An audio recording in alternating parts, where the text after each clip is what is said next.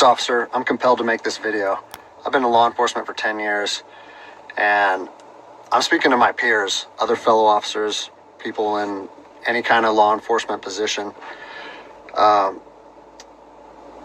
I've seen officers nationwide enforcing tyrannical orders against the people, and I'm hoping it's a minority of officers, but I'm not sure anymore, because every time I turn on the television, every time I look to the internet, I'm seeing people arrested or cited for going to church, for traveling on the roadways, for going surfing, opening their businesses, going to the park with their families, or doing nails out of their own house, using their own house as a place of business, and having undercover agents go there and arrest them and charge them with what?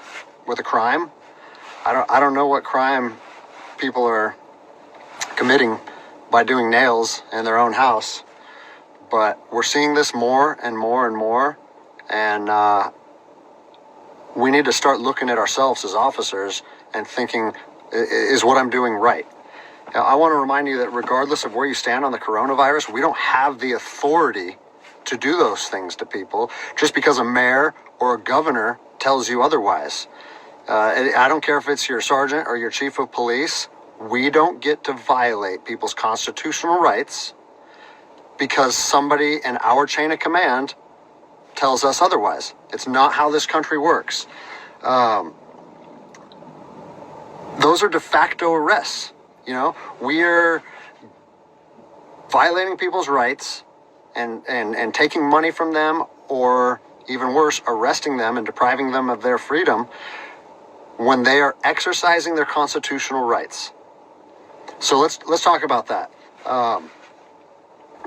Let's read something right here off of the Declaration of Independence. All men are created equal. Among these, we have the right to life, liberty, and the pursuit of happiness.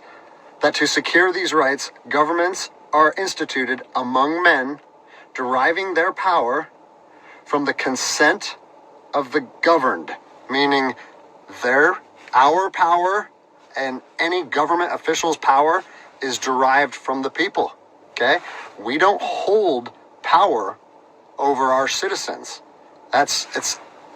It's contradictory to everything that our country stands for. And this is what I'm seeing. First Amendment rights, telling people they can't go to church, freedom of religion. Okay? Telling people they can't protest, freedom of assembly. Fourth Amendment violations, illegal traffic stops to check for papers. What are you, the Gestapo? Is this 1930s Nazi Germany? You don't get to stop people unless you have reasonable suspicion or probable cause that they have committed a crime. And I know people that have personally been stopped saying, we want to see papers showing that you're essential. David 2, copy a phone call. That is not how our job works, okay? What really has been pissing me off lately is the fact that these officers that are going out here and enforcing these tyrannical orders, what they're doing is they're making my job and my safety, or they're putting my job and my safety at risk.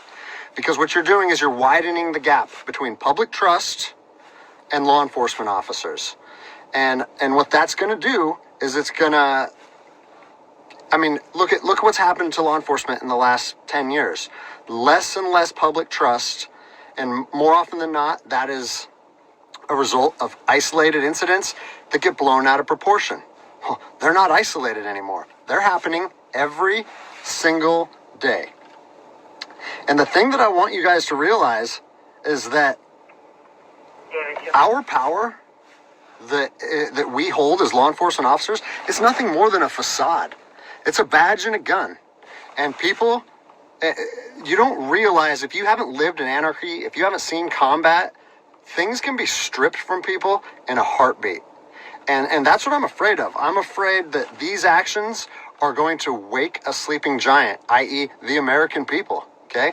They are going to be put in a position where they won't have their rights trampled anymore. And us as law enforcement officers we'll have our ability to enforce the law stripped from us in about 10 minutes. Okay? I think what is going to happen if this continues is we're going to see bloodshed in the streets. Okay? I don't want to see bloodshed in the streets on either side of this coin. I don't want to see fellow officers get injured or killed, and I certainly don't want to see citizens get injured or killed. And I promise you, most of you out there doing these tyrannical acts against our citizens, you're not ready for combat. You're not mentally or physically ready for combat in the first place. I promise you, you don't want to go through that, and I hope I never have to go through that again. You don't get to just say, well, I'm doing this because I was told to do so, or I'm following orders, or I need to keep this job. Guess what? I need to keep this job more than anybody. I have 3 young children. I have 2 houses. I have the same sob story that the rest of you guys have. But my personal choices and my living arrangements, no matter what they are, don't allow me to trample on people's rights. And I don't understand why that concept is so hard for people to understand. Listen, you need to stand up for what's right. You need to, if you're part of a department or an agency that is asking people or asking their officers or their deputies to impose on people's rights and infringe on their freedoms, you need to step up and say, no, that's not me. That's not what I signed up for, and that's going against my oath. And if that costs you your job, so be it. At least you'll be able to look at yourself in the mirror at night. I've already expressed this to my department. And luckily for me, I come from a department that I feel like my chain of command shares my view, but I don't care what department you're part of or what your chain of command thinks. You don't get to trample on people's liberty. And so, as a special operations veteran, I've fought on the streets of Iraq under the U.S. government's guise of freedom. And I'm telling you what, the American people are going to you are going to wake a sleeping giant, and they are going to fight 10 times harder for their freedom on their soil than anything you've ever seen before. And if that's something you're willing to face, then keep trampling on people's rights. But I promise you, the American spirit of defiance is going to rise again, and it's going to be a big problem for our country. So I'll leave you with this, something that I learned as an E-nothing in the Army. No matter what situation you're put in, if you look inside yourself and ask yourself one question, am I doing the right thing? You ask yourself that, you know the answer. And no amount of money or no order or law or anything should be able to make you go against doing the right thing.